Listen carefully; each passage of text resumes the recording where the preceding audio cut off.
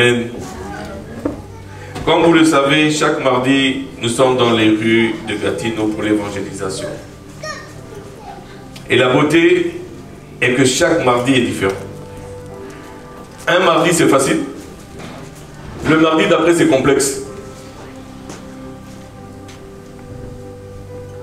Un mardi, on tombe plus sur des chrétiens que de non-chrétiens.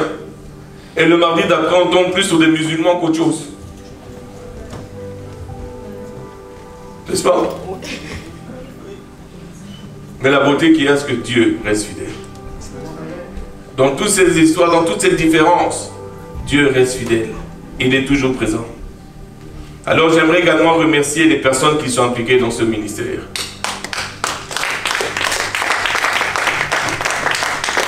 En tant que pasteur, notre satisfaction est de voir les enfants du Seigneur entrer dans leur appel. Et c'est un plaisir de vous voir vous développer, de trouver vos repères dans l'évangélisation. Pensez que je suis juste là, je vous accompagne, je regarde. Non, non, je suis en train de prier derrière, je vois comment vous êtes en train de vous épanouir. Je vois comment est-ce que vous trouvez les repères, je vois comment est-ce que vous laissez le Saint-Esprit vous guider. Et je suis juste émerveillé de voir ce que tu es en train de faire. Et je peux, mon épouse peut en témoigner, chaque fois quand je rentre, elle me dit c'était comment, je dis c'est bien. Parce que j'ai vu le début et je vois où vous allez aujourd'hui. Je veux vous encourager. Et on veut vous encourager. Mais ma prière ou notre prière, c'est que le Seigneur continue l'œuvre qu'il a commencée en vous. Et je vous garantis que Gatineau sera pris. Amen. Amen. Amen. Aujourd'hui, j'aimerais vous parler d'aveuglement spirituel et surtout de comment on peut en guérir.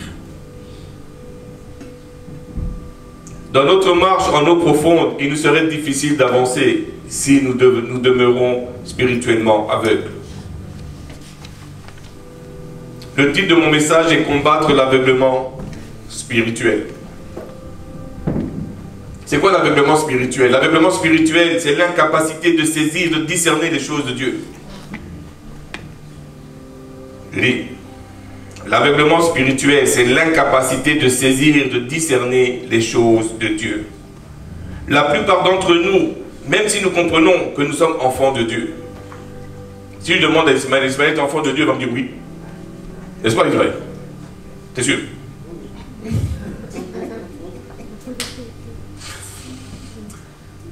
Amen. On peut comprendre que nous sommes enfants de Dieu, n'est-ce pas? Mais est-ce qu'on saisit réellement qui nous sommes? Ou bien on le dit juste, je suis enfant de Dieu.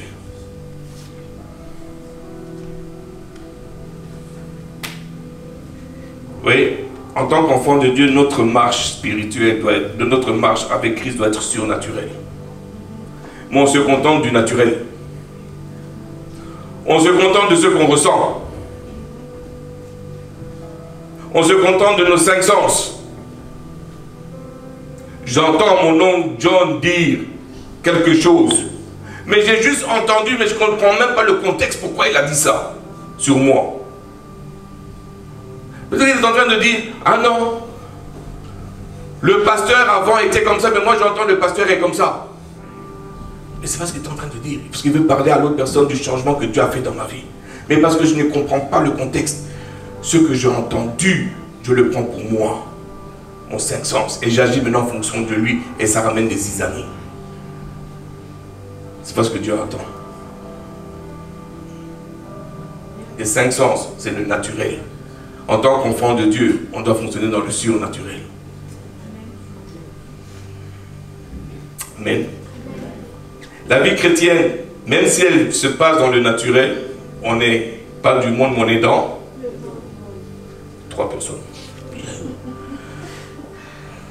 Les autres, je ne sais pas où ils sont. Maxi.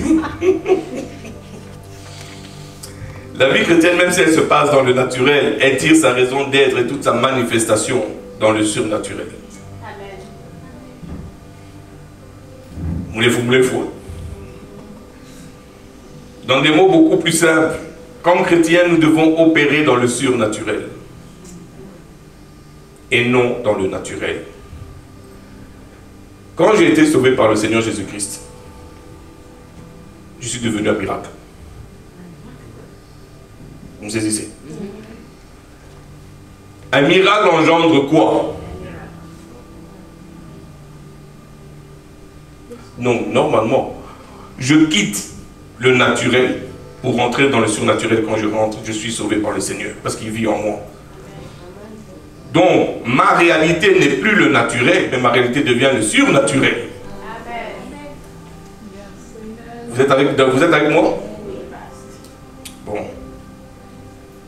Mais pour pouvoir opérer dans le surnaturel, on doit avoir quoi? Les yeux ouverts. Jésus dit, je fais ce que je vois mon Père faire. Et je dis ce que j'entends mon Père dire. Donc si Jésus avait les yeux fermés, comment est-ce qu'il pouvait voir alors ce que le Père faisait? On doit avoir les yeux ouverts. Bien sûr, nous pouvons voir la manifestation de la grandeur, de la puissance de notre Dieu avec nos yeux physiques. Ça, on peut le voir. On peut voir des miracles, on peut voir des signes, des prodiges. On peut voir tout ce qui intéresse les gens de ce monde, que les gens, même les chrétiens, sont intéressés par ça. Là-bas, il y a le feu, le Seigneur est là-bas parce qu'il y a tel miracle, le Seigneur est là-bas parce qu'il y a tel miracle.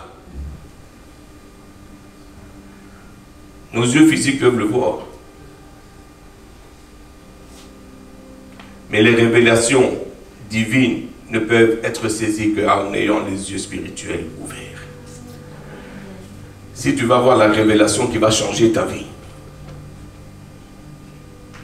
Dieu doit t'ouvrir les yeux pour comprendre et saisir ce qu'il dit dans sa parole.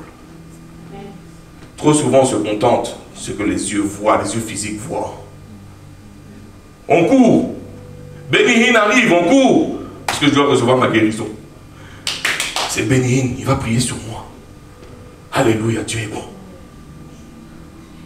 Il a envoyé Béni-Hin. Parce que le pasteur de l'église n'est pas assez puissant.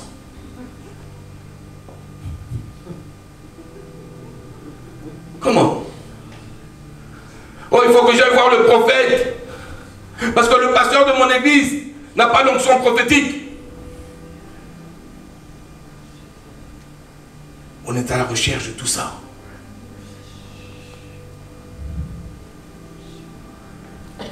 Mais ma Bible dit, il a envoyé sa parole et sa parole me guérit. Amen. Il n'a pas envoyé tel pasteur. Il a envoyé sa parole et sa parole me guérit.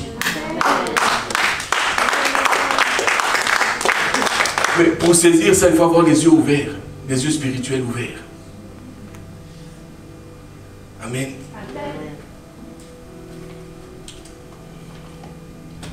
L'apôtre Paul prie que les Éphésiens ouvrent leurs yeux spirituels, ce qui signifie que nous avons des yeux spirituels et qui peuvent être fermés ou ouverts.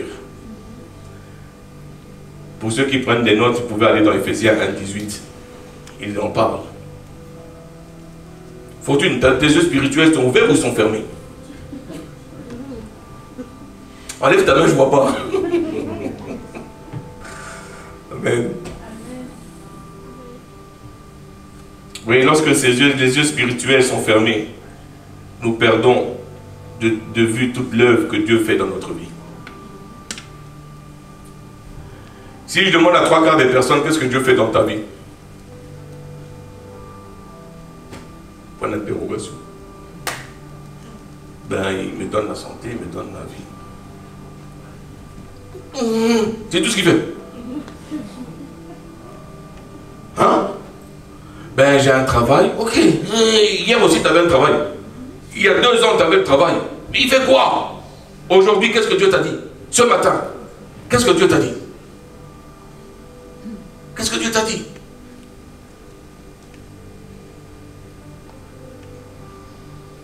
Oui, tout comme l'aveuglement physique, bien que nous soyons transportés dans le royaume de lumière, nous vivons une vie de confusion lorsqu'on n'a pas les yeux spirituels qui sont ouverts.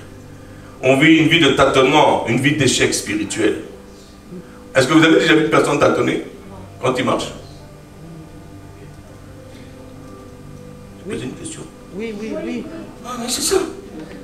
Merci. J'ai eu chaud. Béry, t'as déjà vu? Non. Tu t'attends jamais, toi?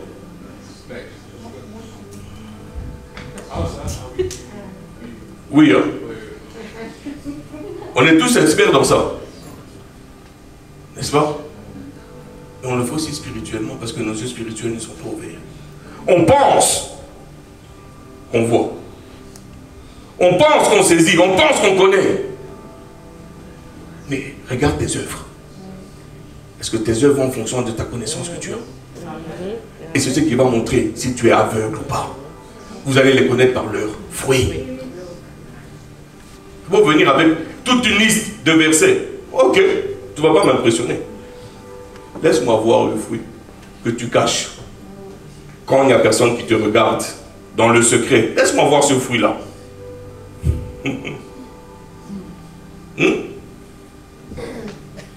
Laisse-moi voir ce fruit-là. On vient, alléluia, Dieu est bon. Mais qui sait ce qu'on fait sur Internet à minuit? On rigole, mais ce sont des choses. Qui n'est pas parti au bar la veille?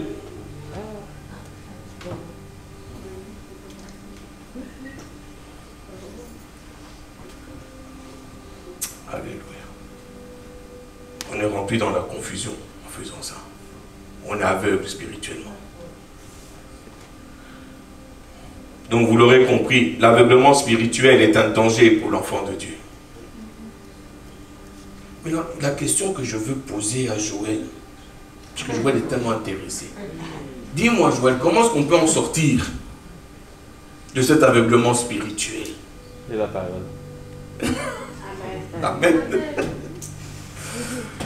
Ce matin, j'aimerais vous raconter l'histoire d'une personne qui était physiquement aveugle et qui en a été guérie par Jésus-Christ. Mais le témoignage de cette personne nous donne des principes que nous pouvons appliquer dans notre propre vie pour sortir de l'aveuglement spirituel. J'aimerais qu'on aille dans Marc 10, 46 à 53. Ils arrivèrent à Jéricho, et lorsque Jésus en sortit avec ses disciples et une assez grande foule, le fils de Timée, Bartimée, mendiant aveugle, était assis au bord du chemin. Il entendit que c'était Jésus de Nazareth et il se mit à crier, « Fils de David, Jésus, aie pitié de moi. » Plusieurs le reprenaient pour le faire taire, mais il criait beaucoup plus fort, « Fils de David, aie pitié de moi. » Le verset 49 nous dit, Jésus s'arrêta et dit, « Appelez-le. » Ils appelèrent l'aveugle en lui disant, « Prends courage, lève-toi, il t'appelle. » L'aveugle jeta son manteau et se levant d'un bond vint vers Jésus. Jésus prenant la parole lui dit, « Que veux-tu que je fasse ?» « Rabouni, lui répondit l'aveugle, « que je recouvre la vue. » Le verset 52 nous dit, et Jésus lui dit, « Va, ta foi t'a sauvé. » Aussitôt, il recouvra la vue et suivit Jésus dans le chemin. Amen. Amen. Pour bien comprendre, mettons-nous dans le contexte. Jésus alla à Jéricho, qui veut dire la place des fragrances, la ville des palmiers. On peut aller dans Deutéronome 34:3, il en parle. Et il dit le midi, les environs du Jourdain, la vallée de Jéricho, la ville des palmiers, jusqu'à Tsoar. Jéricho était une ville avec beaucoup de parfums. Une ville, ça sentait bon. Tu arrives, c'est bon. On n'a pas inventé les huiles essentielles, c'est pas d'aujourd'hui, ça faisait déjà fait longtemps. Donc ils arrivaient, ça sentait bon. Et puis il y avait du miel, des roses, des produits parfumés, et puis il y avait les fameux palmiers. T'as mon disait qu'il fait beau là-bas. Ah, l'été, je devais te regretter.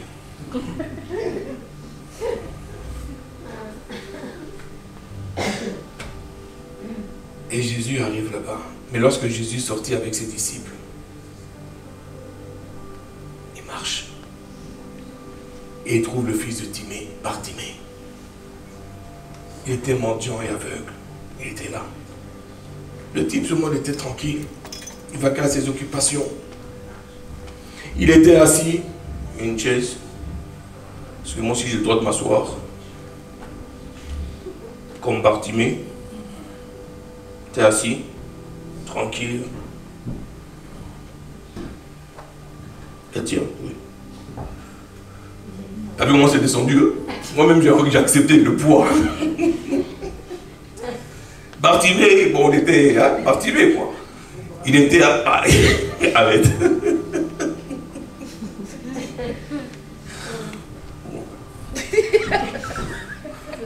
Tu ne me vois plus. Voilà. Bartimée était assis. On me voit, hein, bon ben je ne m'assis plus alors. Bartimée était assis, relax, tranquille. Il était là. Qui a de l'argent à manger? J'ai faim. Qui est là? Il voit rien. Il entend juste du bruit, des gens qui passent, des chevaux, des charrettes. Et le gars il est là, avec son manteau. À manger s'il vous plaît. Un peu d'argent. Il est en train de crier. Et à un moment donné, il entend une foule rassemblée à un endroit bien précis. Il a dit, qu'est-ce qui se passe? C'est qui? Et il y a des gens qui disent, c'est Jésus de Nazareth qui est là. Oh. Bartimée qui est là, qui change, son langage change. Fils de David, aie pitié de moi.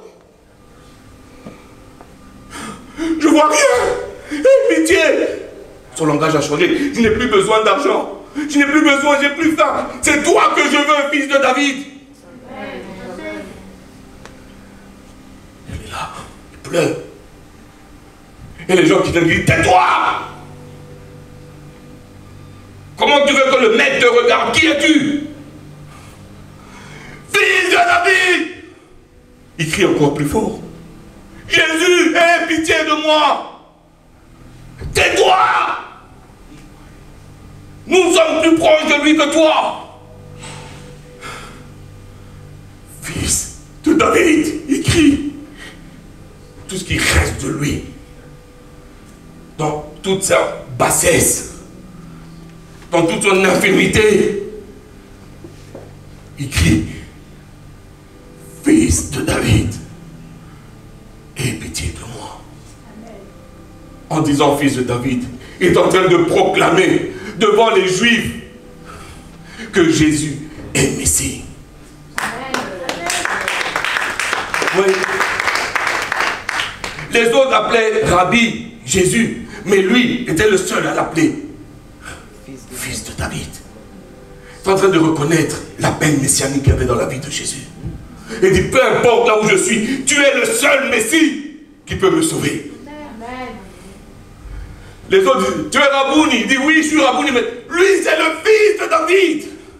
Vous ne comprenez pas que dans les traditions judaïques, dans la Torah, le Fils de David, le Messie, devait sortir de la lignée de David. Amen. Et voilà pourquoi dans Matthieu 1.1, allons dans Matthieu 1.1.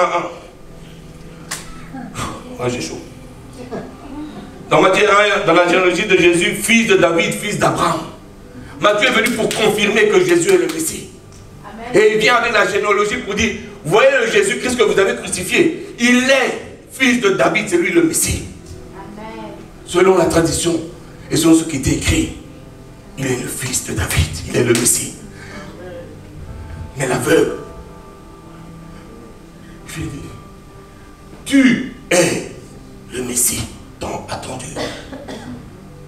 Jésus, aie pitié de moi. Amen.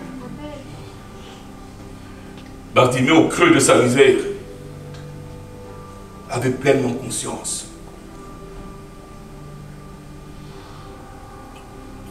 de son état, était décidé de sortir de cet état-là. Il ne pouvait pas rester dans cet état-là. Lui qui était aveugle déclare devant tout le monde que Christ est le Messie. En criant, fils de David, Jésus, fils de David. Il est en train de rendre témoignage de la réalisation de la promesse de Dieu, de Jéhovah, qu'il avait donnée à David. Allons dans le psaume 89, 30.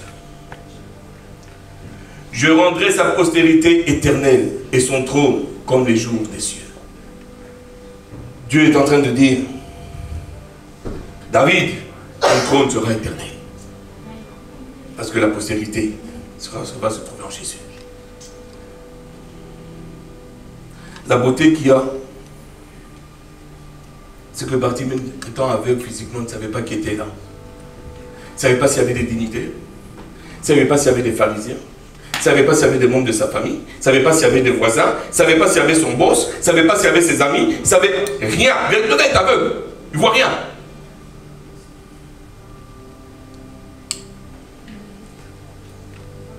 Il ne savait pas qui était devant lui.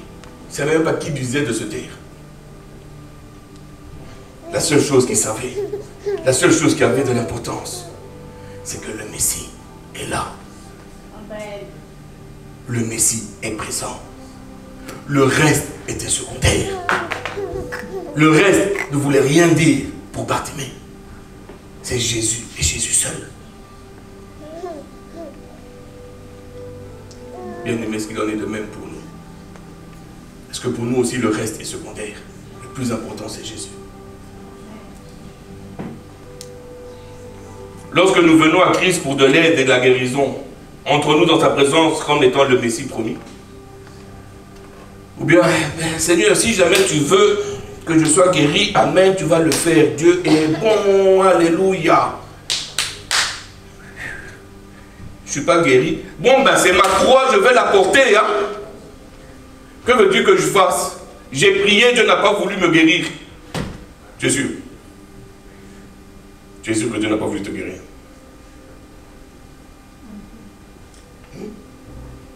Ou bien tu n'es pas bien rentré?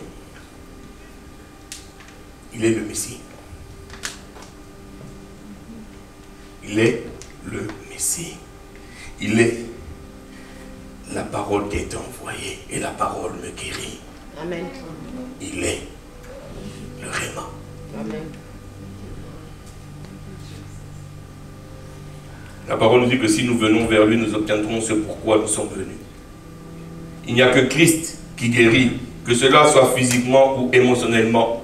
Christ guérit et personne ne pourra venir me dire le contraire. Christ est le seul qui guérit. L'homme soigne, tout le monde soigne, mais Christ guérit. Il est le seul qui peut guérir. On n'a pas beau me dire ce qu'on veut, Christ guérit. Mais j'aimerais qu'on puisse regarder le verset 48, un autre passage. Plusieurs le reprenaient pour le faire taire, mais il criait beaucoup plus fort, « Fils de David, aie pitié de moi. » Amen. C'est beau, hein? Jésus est là, se disait-il. Je serai guéri. S'il a fait pour les autres, il peut le faire pour moi. Il est le Messie. Rien ne lui est impossible. Pas dire qu'il n'a pas fait. Non, non. Il a fait pour les autres. Il peut le faire pour moi. Chaque malade qui était amené à Jésus, ils étaient tous guéris, que la Bible nous dit. Chaque malade qui était amené à Jésus, ils étaient guéris. Ça veut dire qu'il peut le faire pour moi aussi. Il peut me guérir. Donc, avec tout ce bruit qu'il y a, laisse-moi crier encore plus fort, afin qu'ils m'entendent. Et il recommence encore plus. Fils de David, aie pitié de moi. Il recommence encore. Si les autres me disent de me taire, ce que je les dérange eux, mais pas mon Seigneur, parce que lui ne m'a pas dit de se taire, de me taire. Assurément, ma voix qui crie est une mélodie aux oreilles de Jésus. Donc laisse-moi encore crier encore plus. Je ne veux pas m'arrêter. Parce que X, Y me disent de me taire. Non. Le Messie n'a rien dit. Ça veut dire que j'ai son autorisation de crier encore plus. Laisse-moi persévérer. Parce que je veux qu'il m'entende. S'il part, c'est fini. Je n'ai plus de guérison. C'est fini. Mon miracle passe. Je ne veux pas qu'il passe. Et là encore. Fils de David. Pitié de moi. Ça sort de lui. Il ne peut pas contenir ça.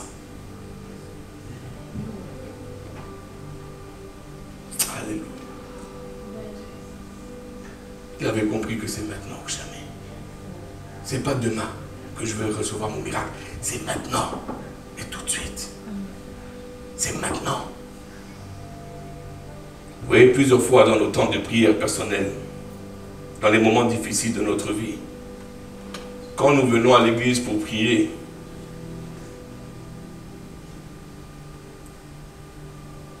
on craint très souvent que notre voisin nous écoute, en train de louer, d'adorer Dieu. Peut-être que je loue mal, peut-être que. Plein de voix qui viennent autour de nous. Est-ce que Dieu m'écoute? Est-ce que, n'est-ce pas? Vous voyez pourquoi est-ce que mon épouse est loin de moi? Je chante faux. Mais là, c'est pas mon problème. Moi, je chante. Je loue, bien même.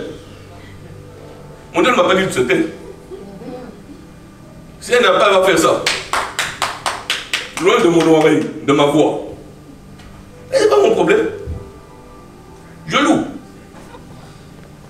Parce que c'est mon Dieu que je loue. Vous voyez, il y a tellement de voix que l'on entend à l'intérieur de nous que par moments on arrête de prier. Plusieurs fois j'ai entendu, ça fait 6 mois que je prie, il n'y a rien qui change. À quoi bon? C'est comme si Dieu ne m'entendait pas. Mais Bartimée ici nous donne une leçon. Ils n'avaient pas le nombre de personnes qu'il y avait autour de lui, n'est-ce pas? Ils n'avaient aucune idée. Mais la seule chose qu'il savait, c'était qu'il devait aller prendre sa guérison du fils de David. La seule chose qu'il savait. Est-ce que nous aussi on peut taire nos voix là? Nos voix. Et aller chercher notre miracle.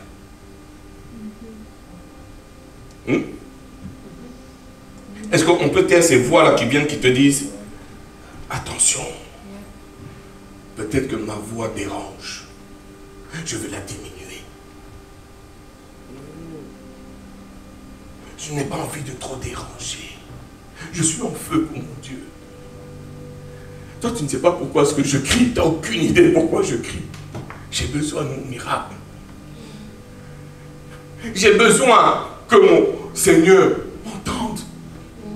Et le seul instrument que j'ai, c'est ma voix. Pour insister. Oui, j'ai beau pleurer. Mais les pleurs ne font pas de bruit. Ma voix porte. Amen. Je peux pleurer en parlant. Oui, il va comprendre cette souffrance que j'ai. Mais je dois parler.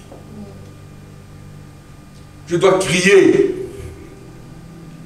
Parce que c'est mon seul espoir. Sinon, je vais encore attendre 40 ans autour de la même montagne encore. Ça ne me tente pas. Amen.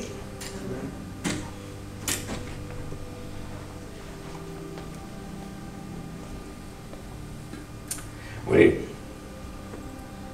Plus les gens lui faisaient des réprimandes à Bartimée, plus lui criait.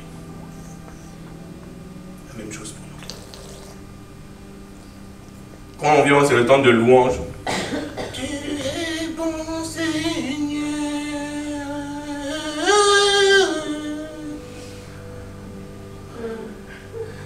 Tu es grand. Et quand il y a l'autre qui te regarde comme ça.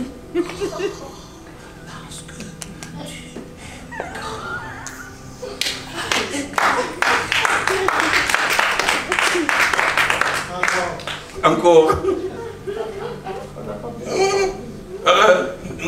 Imaginez, les pauvres musiciens, ils sont là en train de jouer, ils se donnent, ils disent ok. Il ne faut pas trop monter la main parce qu'au cas où on ne voit pas les paroles. Alléluia. Amen. On applaudit devant le Seigneur.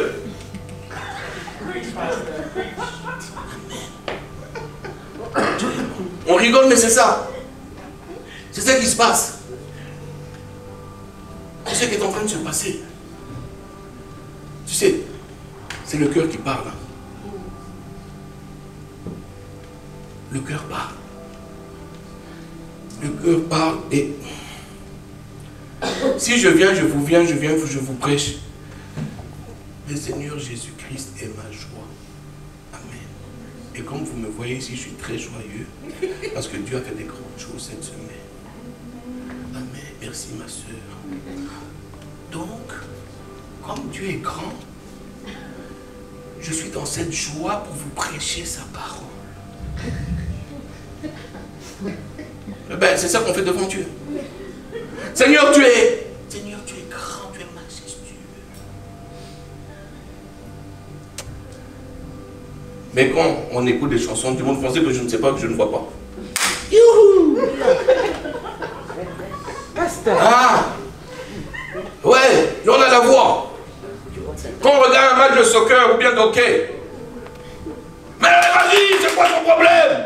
Pourtant, tu es à la télévision, personne ne t'entend. Mais là, tu as la voix. Hein? Mais pour ton Dieu, tu n'as pas la voix.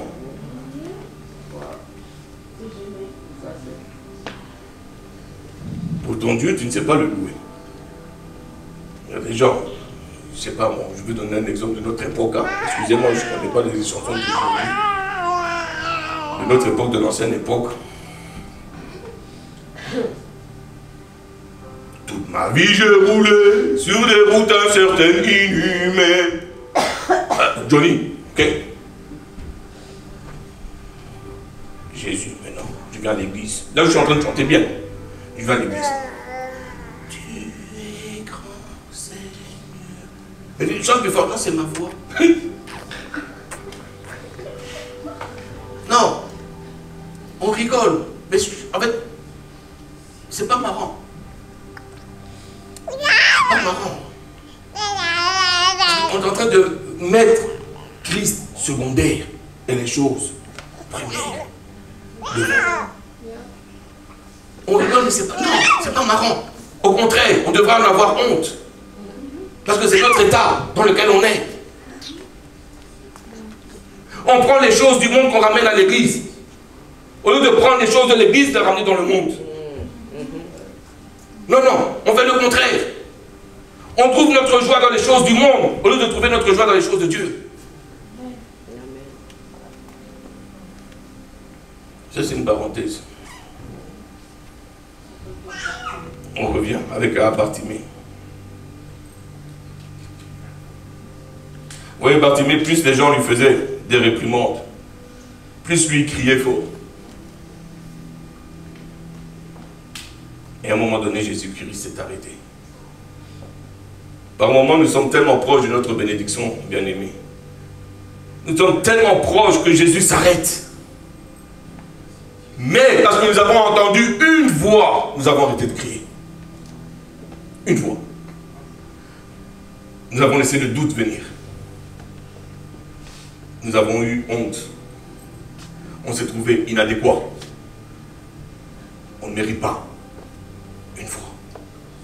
Juste une, non, une voix. Juste une. Bartimée, même s'il y avait une voix, il a dit non, non, non. Je veux mon miracle. C'est pas discutable. C'est comme s'il venait et disait, Jésus, je ne vais pas te laisser. Je veux mon miracle.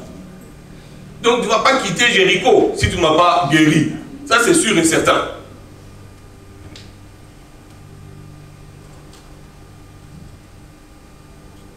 Des fois il faut persévérer un tout petit peu. Juste un pas de plus. Juste un cri de plus. Bartimée criait encore plus fort. Et à un moment donné, Jésus s'est arrêté. Jésus est en train de marcher. Et puis il s'arrête. Quelque chose d'étrange est arrivé. Jésus savait qu'il était aveugle. Il dit, appelez-le, qu'il vienne. Attends. Normalement, tu ne veux pas que l'aveugle se fasse mal. C'est toi qui vas aller vers l'aveugle. Non, non. Jésus qui dit, appelez-le. Alléluia. Jésus demande, on l'appelle à qui? Aux voix qui lui demandaient de se taire. Ce sont les voix qui demandaient de se taire que Jésus dit, allez et appelez-le. Oh, oh, je suis en train de parler quelque chose de précieux ici. Jésus résiste aux orgueilleux, n'est-ce pas? Et fait grâce aux orgueilleux. Laisse-moi te dire aujourd'hui, mon frère, ma soeur, toutes ces voix qui t'ont jugé, toutes ces voix qui t'ont condamné, toutes ces voix qui t'ont pointé du doigt, Jésus lui-même va les ordonner de t'appeler. Et ils vont être témoins de la gloire de Dieu dans ta vie. Laisse-moi te le dire. Ce n'est pas des paroles en l'air. Je suis en train de prophétiser ici. Je suis en train de prophétiser. Si tu crois, tu vas le voir se réaliser dans ta vie. Toutes ces paroles, toutes ces doigts qui te pointaient, Jésus va dire, hé, appelle-le, appelle-la, dis-lui que je veux la voir. Et si le Seigneur Jésus t'appelle, c'est qu'il y a quelque chose pour toi.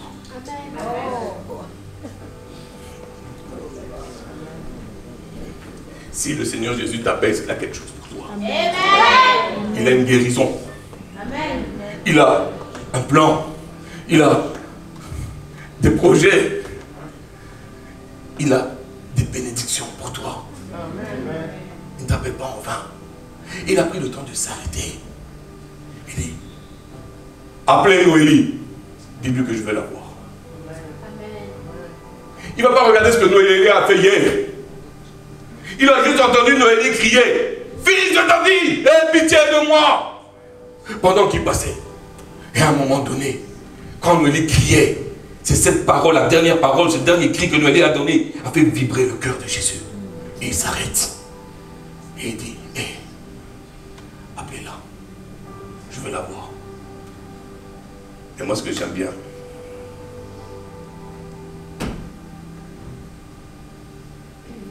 c'est la réaction de Bartimée. Amen. Oui, Bartimée n'a pas cherché d'excuses.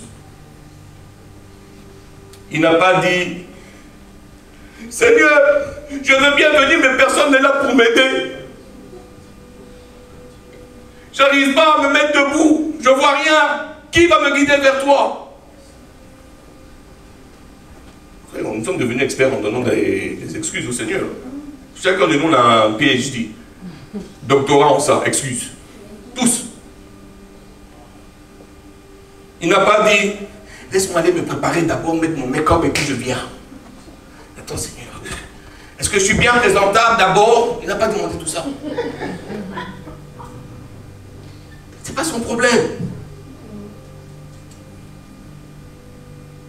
Dès qu'on lui dit, le Seigneur veut te voir, il se leva rapidement.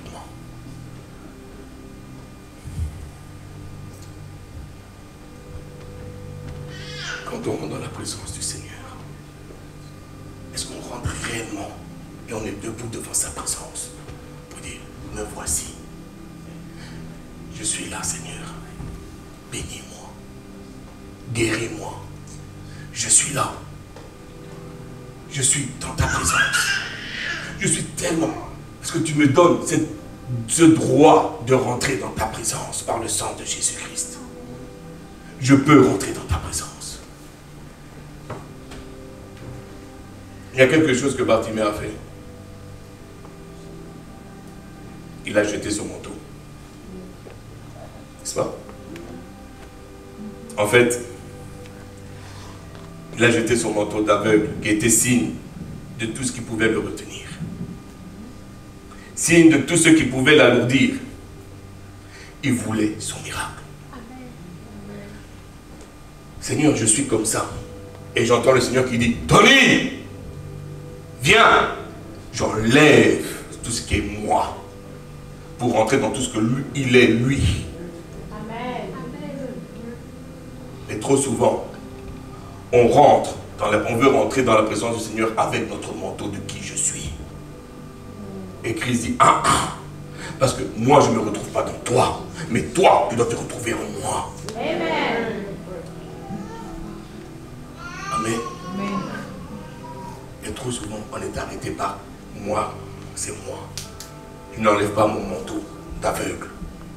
Je parle d'aveugle spirituel maintenant.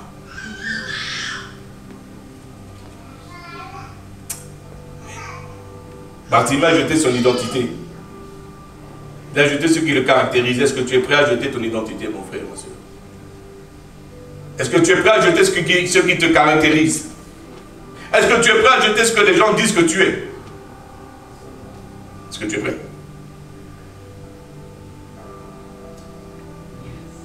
Il a rejeté son ancienne nature. Et ce qui m'a fasciné dans cette histoire, c'est que Bartimée a tout laissé tomber, a tout abandonné à la voix du Messie. Il ne voyait pas encore. Hein? Il ne voyait pas. Il a juste entendu. Amen. Il ne le voyait pas. Les autres le voyaient, mais ils étaient aveugles spirituellement. Lui, il était aveugle physiquement, mais il était voyant spirituellement. Amen. Il a tout abandonné. Mon frère, ma soeur, toi et moi, est-ce qu'on peut tout abandonner pour le Seigneur? Est-ce qu'on est prêt? On va gagner plus que ce qu'on a abandonné. Croyez-moi. Alléluia. Vous voyez, nous avons entendu la voix du Seigneur. Chacun d'entre nous. Mais nous venons vers lui avec notre manteau d'orgueil. On vient vers lui avec notre manteau de rébellion, de fierté. On vient avec notre fameuse phrase et notre dicton à laquelle on tient fort. Je suis comme ça et personne ne va me changer. Ça c'est moi. Si tu m'enlèves, ça c'est plus moi. Cette colonne qu'on tient fort. On vient avec notre manteau d'assurance dans nos capacités, dans la présence de Dieu. On vient avec un sens dépourvu de sagesse. Et on se présente à lui en lui disant, Seigneur, que puis-je faire pour toi? Seigneur, c'est moi qui te sers, que je peux faire pour toi, Seigneur? Je te sers. Ah, je sers l'Éternel. Mais Dieu dit, ah, tu ne comprends pas. Qu'est-ce que moi je peux faire pour toi? Parce que tu as besoin. C'est Dieu qui donne le vouloir et le faire. Ce que tu fais, c'est parce que Dieu a bien voulu que tu fasses. Amen. Le travail que tu as, c'est parce que Dieu a bien voulu te le donner. La santé que tu as, c'est parce que Dieu a bien voulu te l'accorder.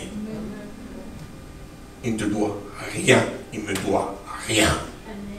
Même ma vie, Seigneur, je te donne ma vie. Il dit, celle que je t'avais donnée, tu me la remets. Merci. Ah oui, j'avais oublié qu'il était là. Oh, mon make-up est sorti. Amen.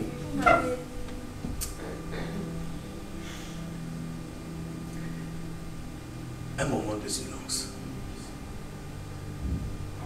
Fermez vos yeux. Écoutez la voix du Seigneur qui vous appelle. Chacun par son nom.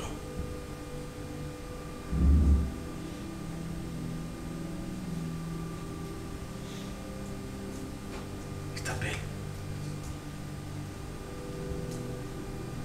Et il dit, fais-le venir. Fais-la venir.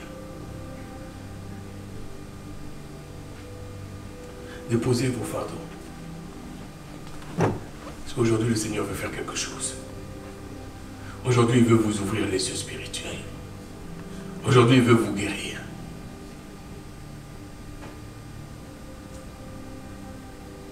Et quand tu vas t'avancer vers lui, n'oublie pas d'ôter le vêtement de ta propre suffisance. Libère-toi de tout poids. Et rentre dans la présence du Seigneur. Il est là. Merci Seigneur. Merci pour ta présence. Père, je prie que tu fasses le ministère dans la vie de tous tes enfants, papa. Père, je prie, Seigneur, qu'ils puissent entendre, Seigneur, que tu les appelles par leur nom. Que tu puisses venir, Éternel, et que tu touches, Seigneur, là où il faut toucher, Papa. Qu'ils viennent dans ta présence, Seigneur, en déposant, Seigneur, leur manteau. Que leur moi disparaisse pour qu'ils se retrouvent en toi, Papa. Je te bénis, ô Dieu Tout-Puissant. Amen. Bien-aimés, ce que nous devons saisir, c'est qu'en étant aveugle, Bartimée était protégé de la corruption du monde. Mais il était voyant dans le spirituel et bien voyant. Et c'est lui qui vient, qui demande au Seigneur de le guérir afin qu'il puisse voir. Vous voyez, la foi de Bartimée en Jésus-Christ lui a donné la guérison et il peut retrouver la vue. Mais il a reçu plus que la guérison physique. Il reçut également la guérison de l'âme. Et il fut sauvé. Éphésiens 3:20 nous dit: Or à celui qui peut faire, par la puissance qui agit en nous, infiniment au-delà de tout ce que nous demandons ou pensons. Vous voyez, quand on va dans la présence du Seigneur avec humilité, en mettant Jésus-Christ et en croyant que Jésus-Christ est le Messie, il va toujours nous donner plus que ce qu'on lui demande. Toujours. Alors je vais terminer avec ça. Je vais demander à l'équipe de louange s'ils peuvent s'avancer, s'il vous plaît. Alléluia. Merci Seigneur. Tu es bon, Papa. Alléluia. Tout. Excusez-moi.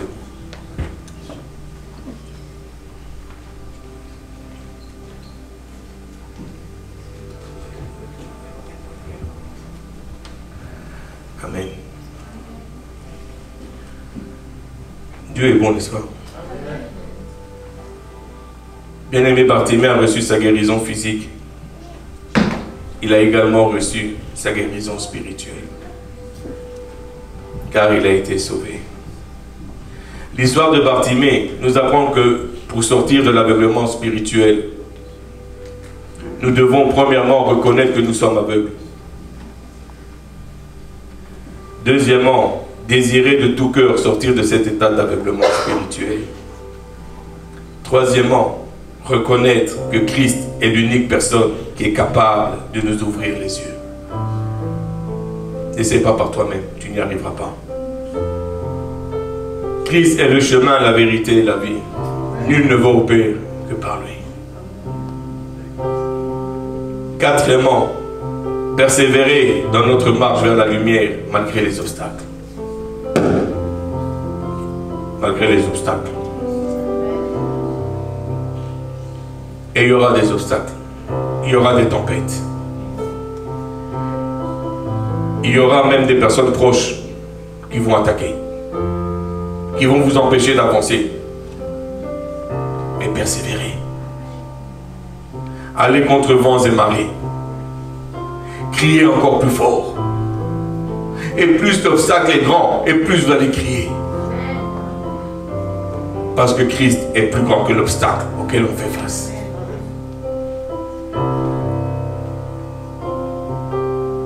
Cinquièmement, accepter la nouvelle identité que Christ nous donne. On n'est plus Canadien, Ivoirien, Gabonais, Zaïrois, Congolais, Américains, Togolais. On est enfant du Seigneur. C'est de là où on vient. C'est ma nouvelle identité. C'est votre nouvelle identité. Enfant de Dieu. On est tous frères et sœurs. Unis. Amen.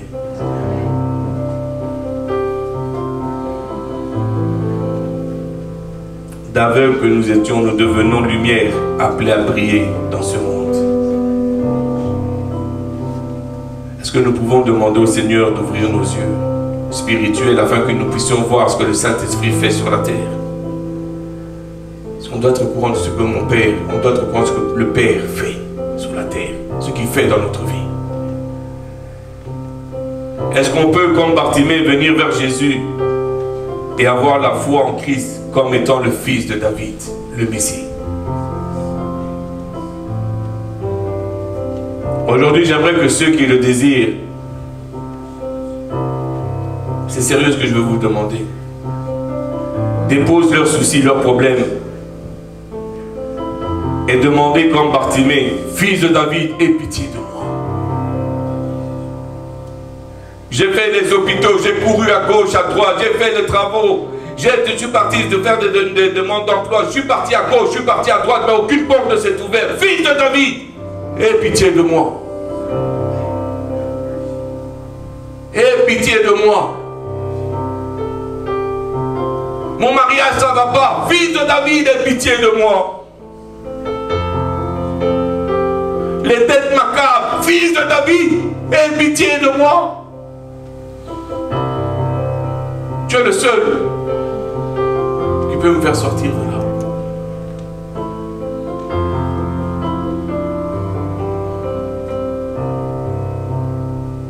Qu'on puisse prier, ouvre mes yeux afin que je puisse te voir et te suivre.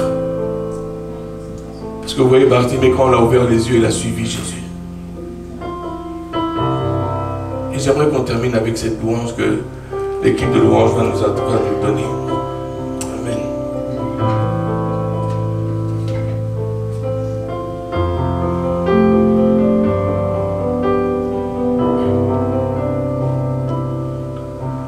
Je te donne mon cœur. Il ne m'appartient plus. Ce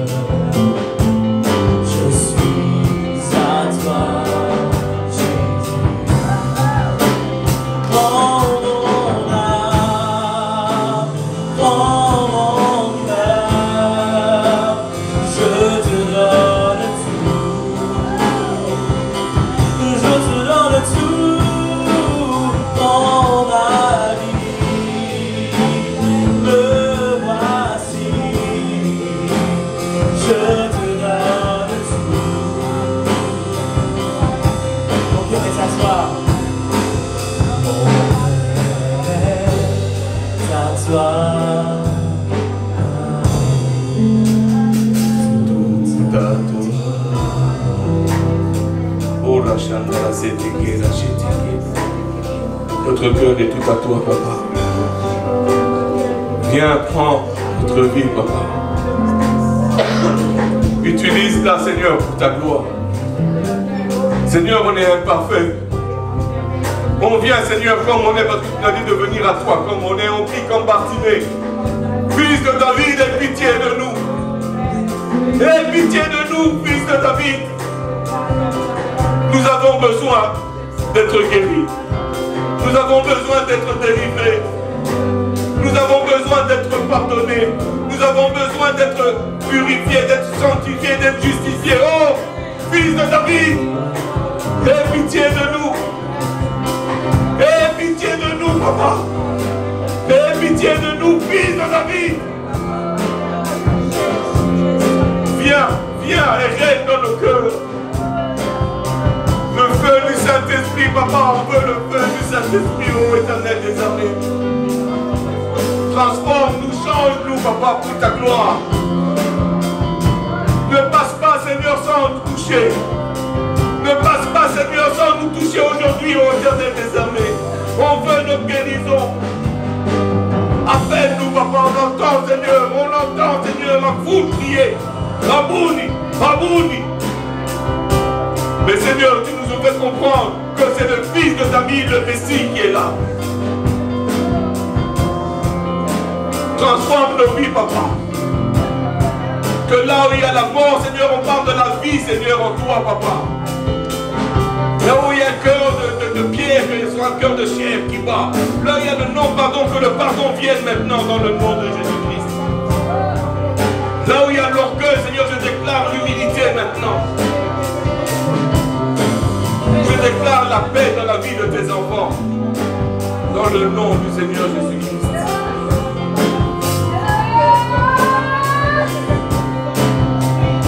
Oh Saint-Esprit, viens, viens, oh Saint-Esprit, viens. Viens Saint-Esprit. Oh la chandala, c'était que le soto, la cité. Et j'étais que la cité. Brise les chaînes, papa, qui nous retiennent d'aller vers toi. Brise les chaînes, oh fils de David. Brise les chaînes maintenant.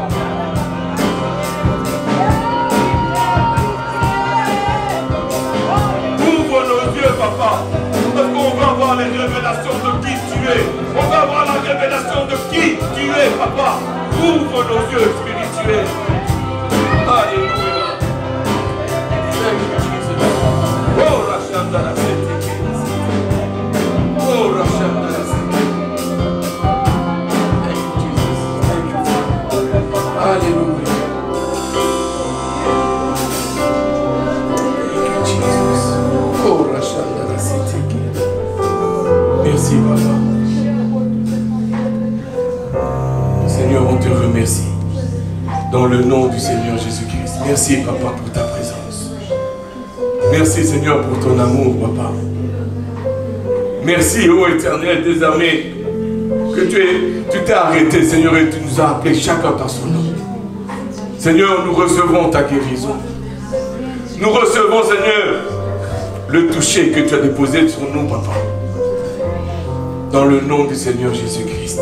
Seigneur, je prie que tu continues, Seigneur, l'œuvre que tu as commencée dans tes enfants maintenant, papa. Et Seigneur, on les bénit, Seigneur, avec plus de toi, papa, dans le nom du Seigneur Jésus-Christ. Seigneur, je prie que tu ne vas jamais enlever ta face loin d'eux, papa. Mais que tu seras toujours à leur côté. Tu vas toujours les guider, Éternel des armées. Et je prie pour un esprit enseignant dans la vie de tes enfants maintenant, dans le nom du Seigneur Jésus-Christ. Prêt à recevoir l'enseignement du Maître. Dans le nom de Jésus. Amen.